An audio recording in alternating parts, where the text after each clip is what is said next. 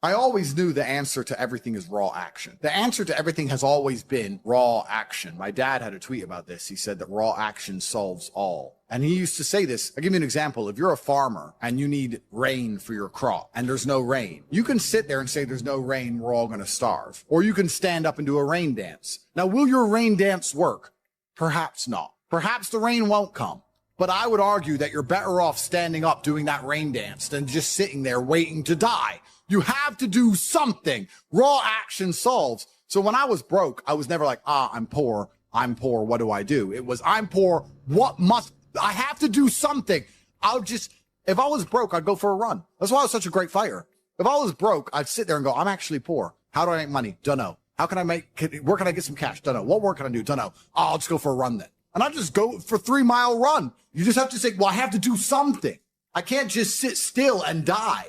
A lot of people are happy to just sit still and die or can go to sleep and take a nap. Well, if that's what you want to do, then you can say a loser. That's fine. I'm glad there are losers because if everyone had Lamborghinis, my Lamborghini wouldn't be fun to show off. I need you to look at it and feel the deep pain in your heart of regret and failure. That's the whole point of it. I need to drive my Bugatti and everyone be looking at it going, I'll never have one of those. And I can get all their energy and feel it all. And it makes me happy. Fantastic. So you can sit at home and do nothing. But when I was poor, I had to go for a run. I couldn't sit still or lift weights or do something. I couldn't even sleep.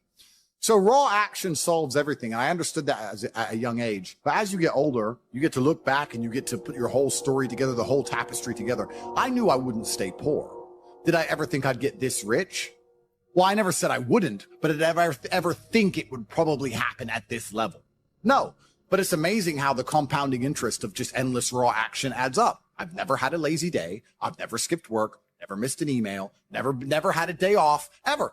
If you were to go through the last 3 years of my life, you will see that there's never been a day where I wasn't doing what I was supposed to do. And it all just adds up and then monumental success comes and you get to laugh at everybody else. Ha ha ha. And life's great.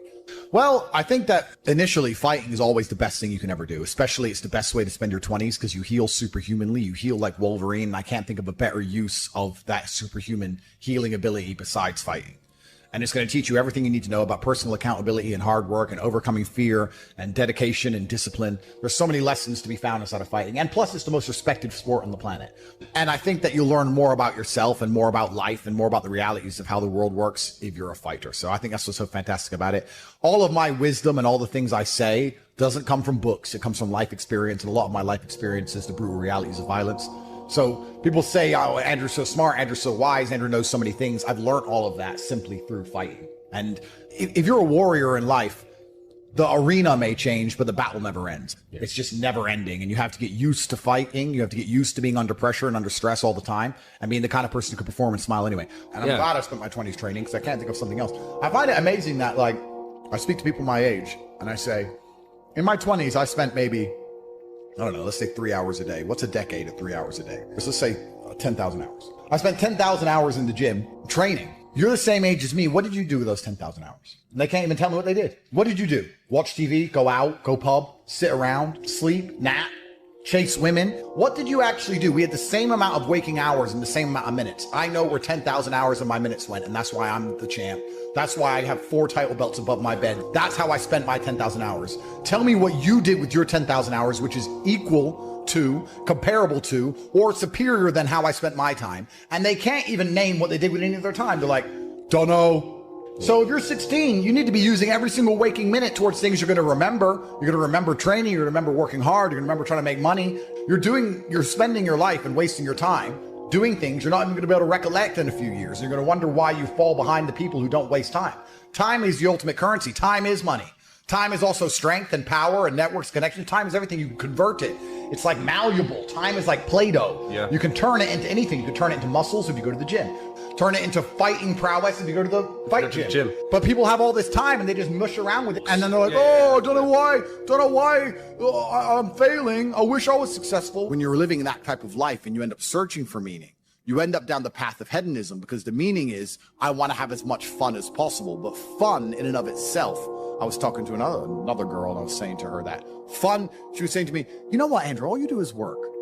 You never really have fun. And I said, fun is haram. He goes, is fun really haram? I'm like, no, it's not. But please understand what I'm trying to say here. What I'm trying to say is when you look at what most people do for fun, Look, what fun is clubs, drinking, running around, laughing like a kid, all this. All the bad things in life, the negative haramities can be attained through this obsession with fun. If you find a man who's obsessed with work, I have things I need to do and I feel satisfied inside when I do them. I have duty and I have work and I have obligations to fill and objectives to meet. I feel happy when they are done. That is my fun. My fun is clearing my emails, making $2 million in the day, buying another investment property I don't need, going to bed, training hard, eating right. That's my fun. Call me boring. That's what I enjoy.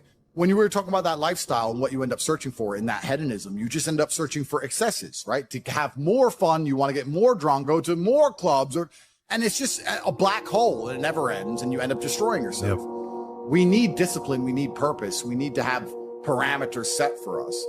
And truthfully, as a person, you're happier that way.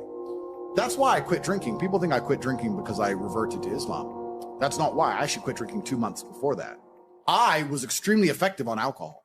I would drink 4 or 5 times a week because I'm extremely rich and I have a very good life and I'm in my mansion and I'm drinking. I was still world famous. I was still making millions of dollars. I was still in fantastic physical condition. All the videos you watched me from a year and a half ago, I still look like a bodybuilder. I still outperformed everybody. I didn't have a drink problem. I could easily quit. In fact, I didn't even want to drink most of the time. It's just a party going on.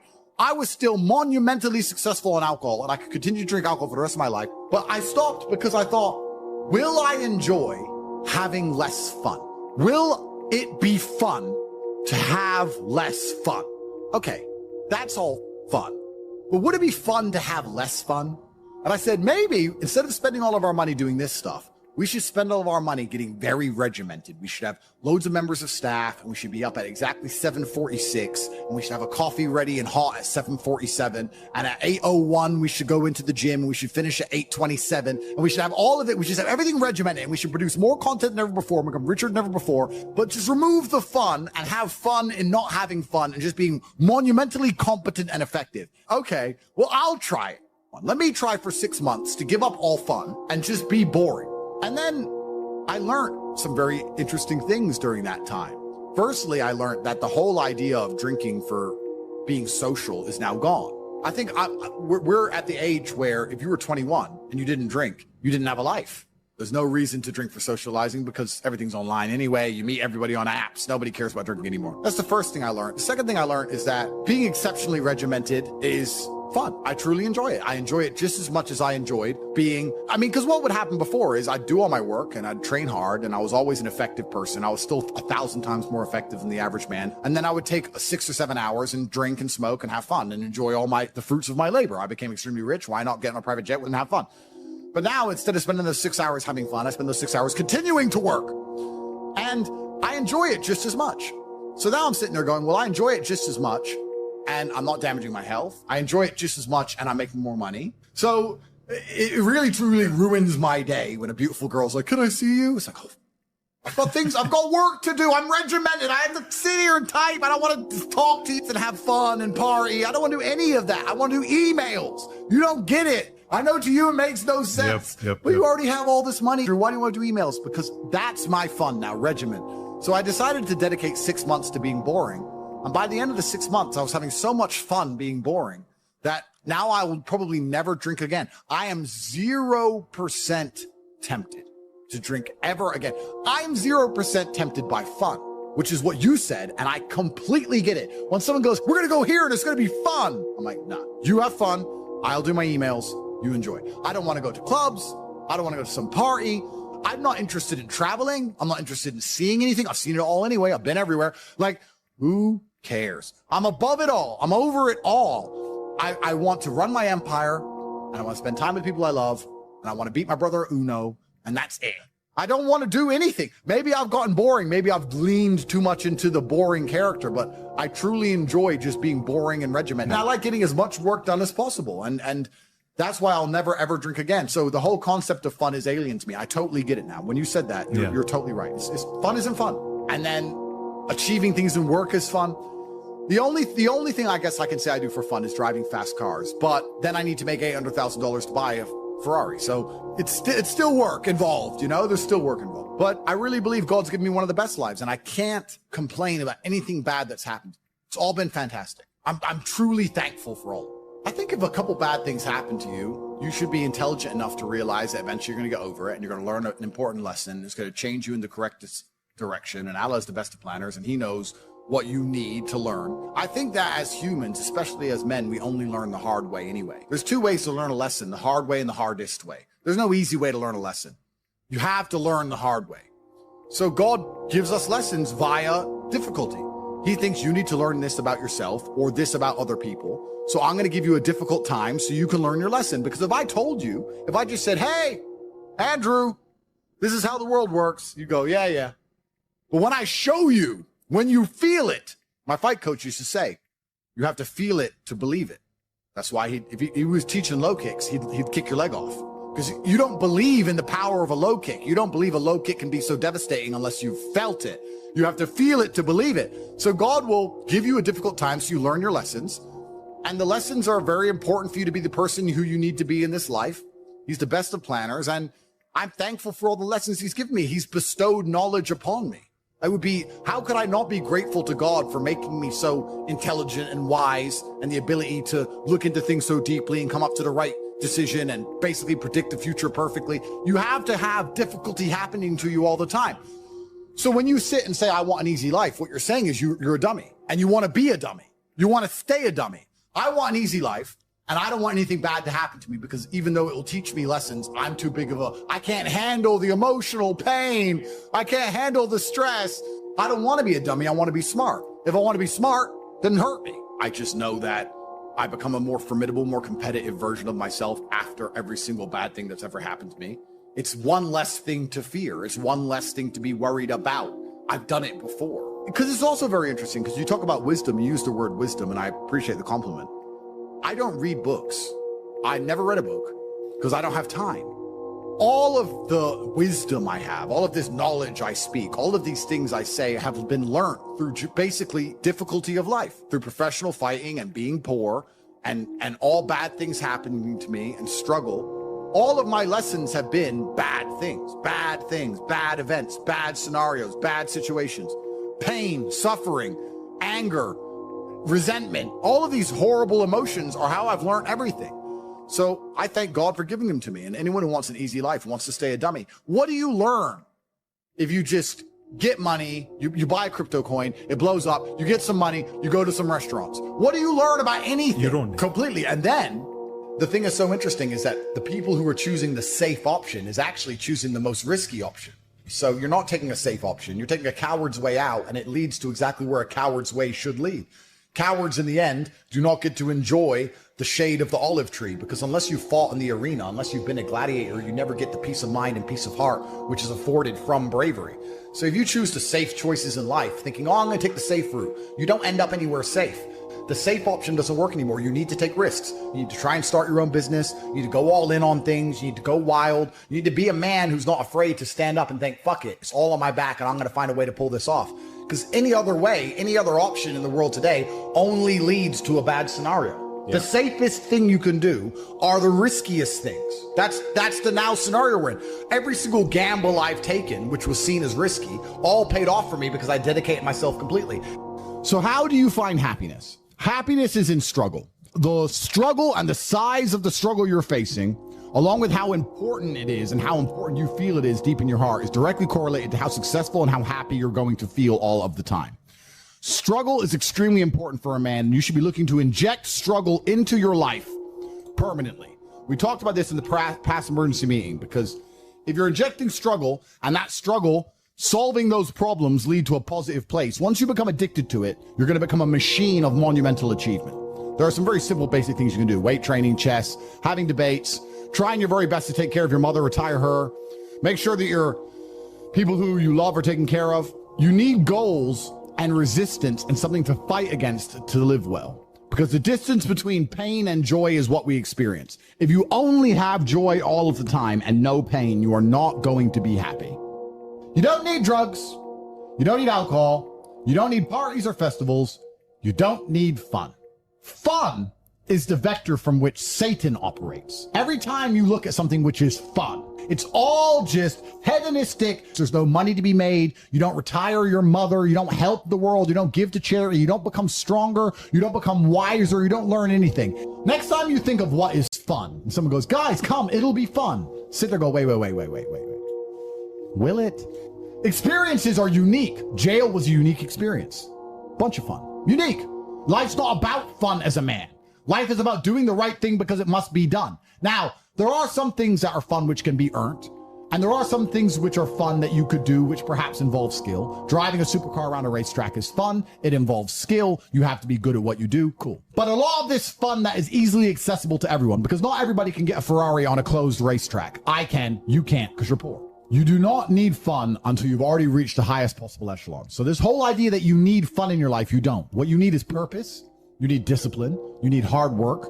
You need things to do which are going to benefit you and the others around you. You need duty. You need obligations. And you need performance metrics. You need people around you who are going to hold you accountable. You don't need to be waking up thinking about fun.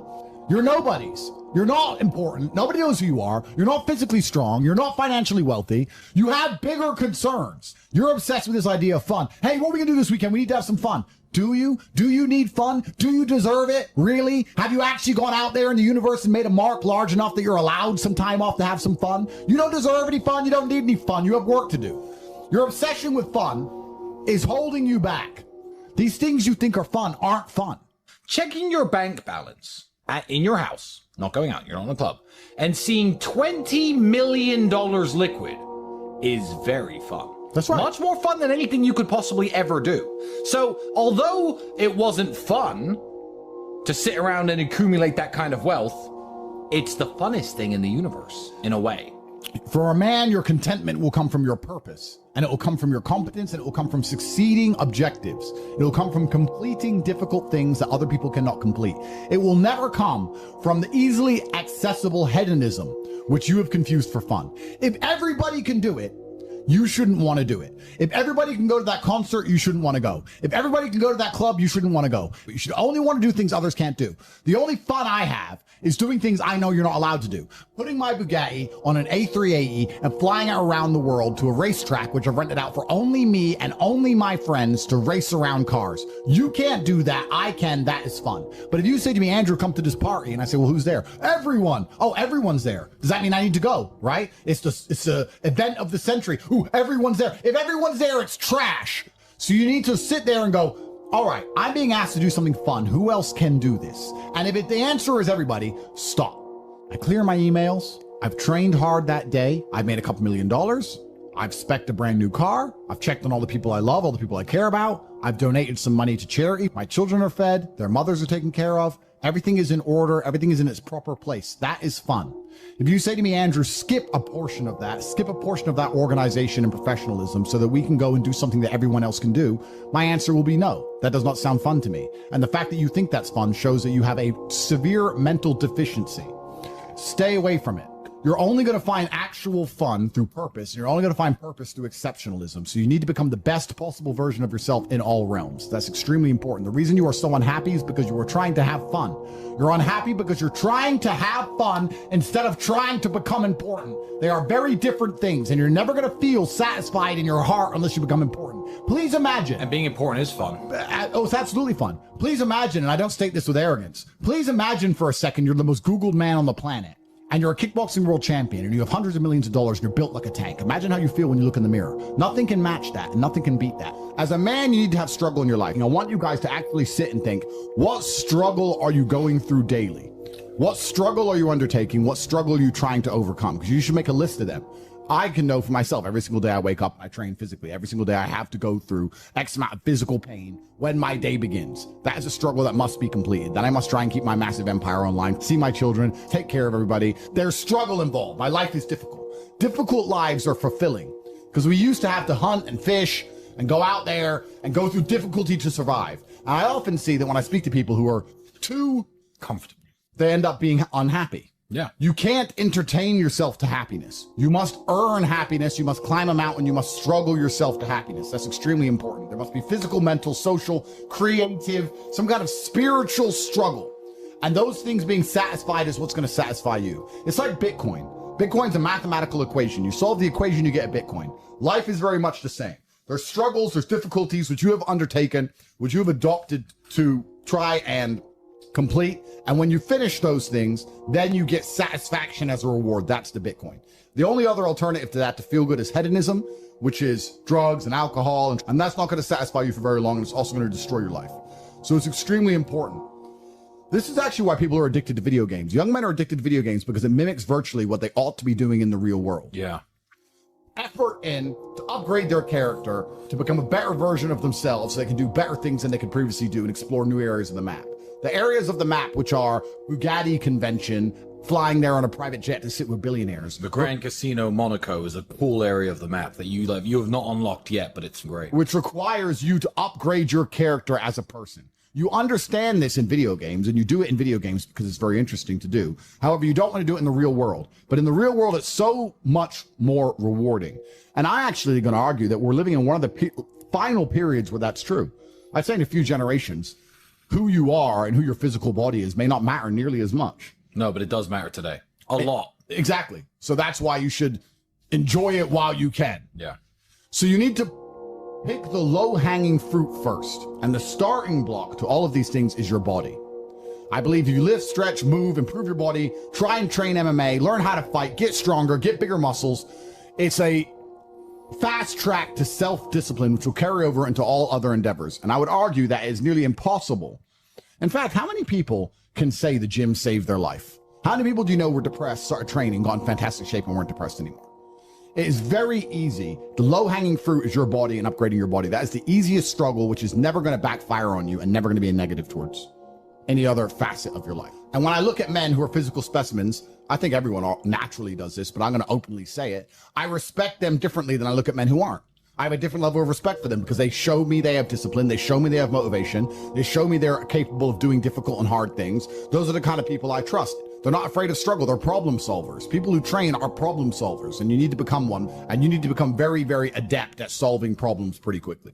I actually find it amazing that there's people out there who aren't in perfect physical condition. Guys, let me tell you all a newsflash. If you eat right and you train hard, you look good. Yeah. It's like a biological certainty. It's almost impossible to be fat and look bad if you eat right and train hard. Your body will react and give you exactly what you want. So why don't you all look like superheroes? Do you not understand how intimidating that is just when they look at a group of people and they all look like superheroes and they can tell they're all disciplined, all hardworking, all dedicated, all physically strong? The struggle is what's beautiful about it. That's the most important thing. That's what you have to understand. Yeah, because no matter how rich you are, no matter how smart you are, no matter what family you're born into, you can only get into shape the same way as everybody else. So you could be Mark Zuckerberg, who's now in shape and he's a billionaire, but you can't say, oh, he bought it. He didn't buy it. He's just in great shape because he earned it like everyone else. You can be flat broke or rich as fuck. If you're in good shape, you had to earn it. It's as simple as that. So yeah, it says a lot about who you are as a person. First, you want to become as strong as physically possible. So you want to be as strong as physically possible. Next, you want to try and make as much money as possible. Not even necessarily for the money, although money is extremely important because it allows you to take care of yourself. We talked about this before, but there's a challenge involved, and solving that challenge is going to make you feel more satisfied as a human. Happiness comes from success, and making money is success. You should try and make people around you smile and be happy. You should try and encourage positivity around you. You should be the kind of person that no one can really complain about their struggles around because they know that you're the person who's going to be like, why are you complaining when you could just simply fix it? Especially successful people. Successful people are uninterested in stealing because we'd rather everybody win and keep the friendship and keep the network and keep the positive orgons and keep the good karma than make a little bit extra money. So it's amazing what you see in the world. And if you become a person who is happy and successful and can take care of himself and adopt struggles, you're going to start finding those other people who do the same thing, and then you're going to build a network and become fantastic. Live with men you're in competition with. So you and your friends need to have friendly competition at all times. Now, you need to meet your friends, and you need to have banter and competition around things that matter. Who's got the most money? Who's worked hardest? Who's discovered XYZ, crypto, stock, new way of generating income? Who's trained that day? Who has the most children? Put some actual competitions together that matter and start competing and being around people, because you are the sum of the 5 people you spend the most time with. Everybody knows this. So why don't you get some genuine metrics that will improve your life? You won't have time to stand around cooking meals if you're friends with somebody who works out for 3 hours a day, for example, because you're going to need to find 3 hours a day to train to beat him, which means you're going to have to just eat that rotisserie chicken as you do squats, like a man should. Live with men you're in competition with. This is ultra important because you can measure yourself against your circle. If Tristan comes downstairs and says, I've done 1,000 push-ups, I will do anything it takes to do 1,001 just to annoy him, because I know that he then has to do 1,002. And pissing him off is worth it. It's always worth it. And that's why you need to have that kind of competition. Get your act together, get some genuine metrics, things that matter. And once they're all put together, you're going to live in a naturally competitive environment, which is going to increase your testosterone level. It's going to prevent you from doing a lot of dumb shit. And the competition one's great, you know, because you can apply it to everything. There are a lot of people who are going to get, kicked in the nuts and take a fall, and they're going to let it beat them down. Andrew's lost very important kickboxing matches. Did he quit fighting then? Did I quit fighting when I got my ass kicked a couple times? No, you don't. You just have to continue, because in life, there are only winners and losers. There are no participation trophies. There's no, stickers and everyone's invited to have a good time. Life is hard, and everyone in life is actually trying to play the same game.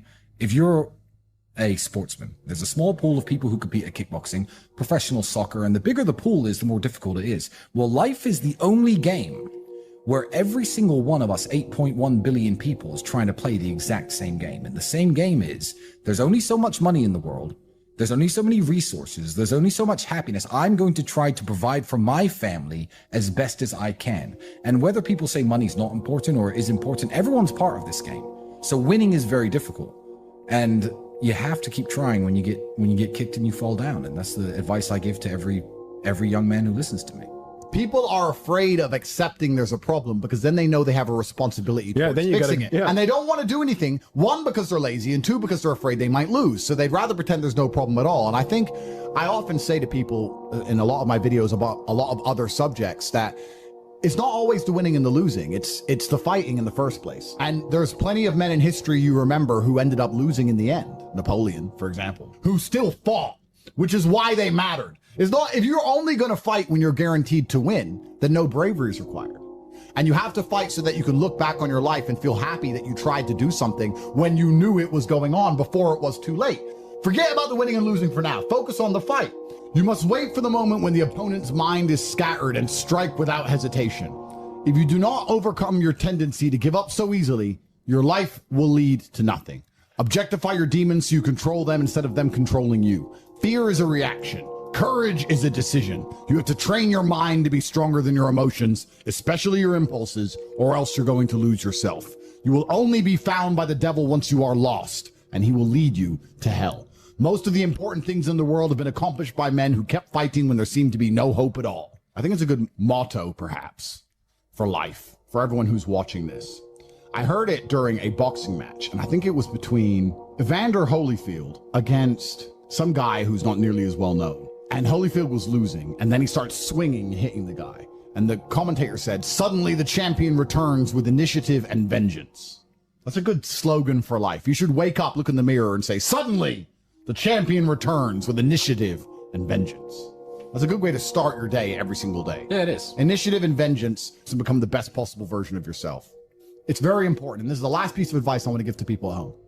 A lot of people go through life with a very average attitude, and they wait for their one big break. But you have to build your big break. And you're going to do that with 1,000 tiny victories. If you're watching this, ask yourself a question. When's the last time you genuinely tested yourself? When's the last time you genuinely felt challenged? Win or lose, you can be a hero if you just fight. Win or lose, you can be a hero if you make the brave decision. There are so many men of history we remember who didn't even win every time. Napoleon lost. He's still famous. His name's still etched into history. You can't escape